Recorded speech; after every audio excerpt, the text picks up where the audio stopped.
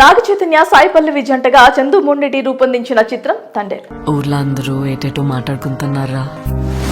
మన గురించి మాట్లాడుతుంటే మనం ఫేమస్ అయిపోయినట్టేనే. అల్లు అరవింద్ సమర్పణలో బన్నీవాస్ నిర్మించారు. ఫిబ్రవరి 7న పాన్ ఇండియా వైడ్ గా సినిమా విడుదల కానుంది. ఇప్పటికే తెలుగు, తమిళ్లో ట్రైలర్ ను రిలీజ్ చేయగా శుక్రవారం ముంబైలో మీడియా సమక్షంలో హిందీ వర్షన్ ట్రైలర్ ను లాంచ్ చేశారు. పాకిస్తాన్ ఈ ఎపిసోడ్స్ అన్ని నిజంగా కథలో ఉన్నాయి. సినిమాటిక్ గిమిక్ కోసం మనం అది క్రియేట్ చేయలేదు. మరి ఈ సందర్భంగా నిర్వహించిన ఈవెంట్ కు ముఖ్య అతిథిగా హాజరైన అమీర్ ఖాన్ మాట్లాడుతూ, ఈ మూవీ ట్రైలర్ నాకు బాగా నచ్చింది. హార్ట్ టచింగ్ ఎమోషన్స్ ఉన్నాయి. Naga Chaitanya fantastic actor.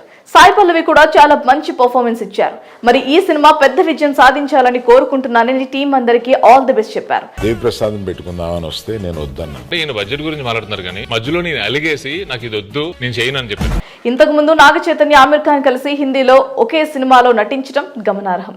ఇక నాగ చైతన్య మాట్లాడుతూ, ఈ ట్రైలర్ ని అమీర్ ఖాన్ గారు లాంచ్ చేయడం చాలా బలాన్ని ఇచ్చింది.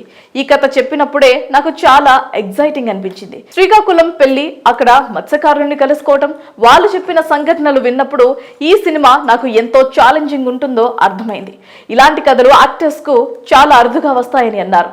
అనంతరం చందు మొండెటి మాట్లాడుతూ, రాజు అనే క్యారెక్టర్ కరాచీలో తన మనుషుల కోసం ఏం చేశాడనేది చాలా ఆసక్తికరంగా ఉంటుందని తెలిపారు. పాకిస్తానే లేకుండా పోతే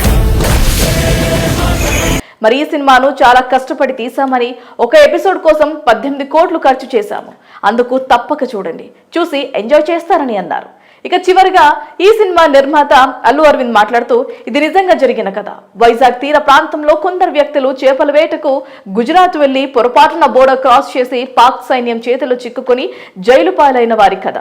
దర్శకుడు చందు ఈ కథని అద్భుతంగా తీర్చిదిద్దాడు.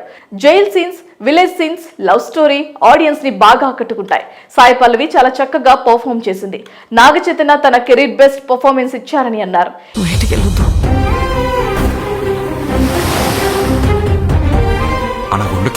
ఇదే సందర్భంలో అమీర్ ఖాన్ గురించి ప్రస్తావిస్తూ, అప్పట్లో గజని 100 కోట్ల క్లబ్ లో చేరిన తొలి భారతీయ చిత్రంగా నిలిచిందన్నారు. మరిక ఆ సినిమా షూటింగ్ సమయంలోనే అమీర్ ఖాన్ మాతో ఛాలెంజ్ చేశారు. ఖచ్చితంగా 100 కోట్లు రాబడుతుందని హామీ ఇచ్చారు. అందుకే మేం ప్రమోట్ చేశాం. అప్పుడు 100 కోట్లు అంటే చాలా ఎక్కువ. ఇప్పుడైతే 1000 కోట్లు రాబట్టే సినిమా తీయాలని ఉంది.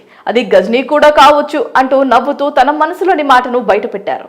ఇక ఇదే కార్యక్రమంలో అప్పటి కేంద్ర మంత్రి సుష్మా స్వరాజ్ పాకిస్తాన్ లో బందీ అయిపోయిన మత్స్యకారుల కోసం ఆమె చేసిన కృషిని గుర్తు చేశారు.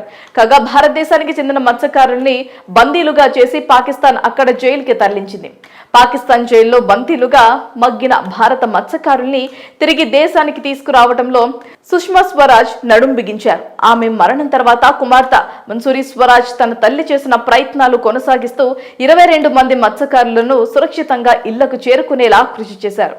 2017-18లో జరిగిన ఆ సంఘటనలకు సంబంధించి విలేకరుల సమావేశంలోని మీడియా ఫుటేజీని నిజమైన పేర్లని ఉపయోగించుకునేందుకు అనుమతి కోరుతూ ప్రస్తుతం పార్లమెంట్ సభ్యురాలు బన్సూరి స్వరాజ్ ని సంప్రదించారు నిర్మాత బన్నీవాసు. అందుకు సంబంధించిన అనుమతులకు ఆమె అంగీకారం తెలుపుతూ నో అబ్జెక్షన్ సర్టిఫికేట్ ను అందజేసినట్లుగా నిర్మాత బన్నీవాసు తెలిపారు. అందుకు ఎక్స్ ద్వారా ఆమెకి కృతజ్ఞతలు తెలిపారు.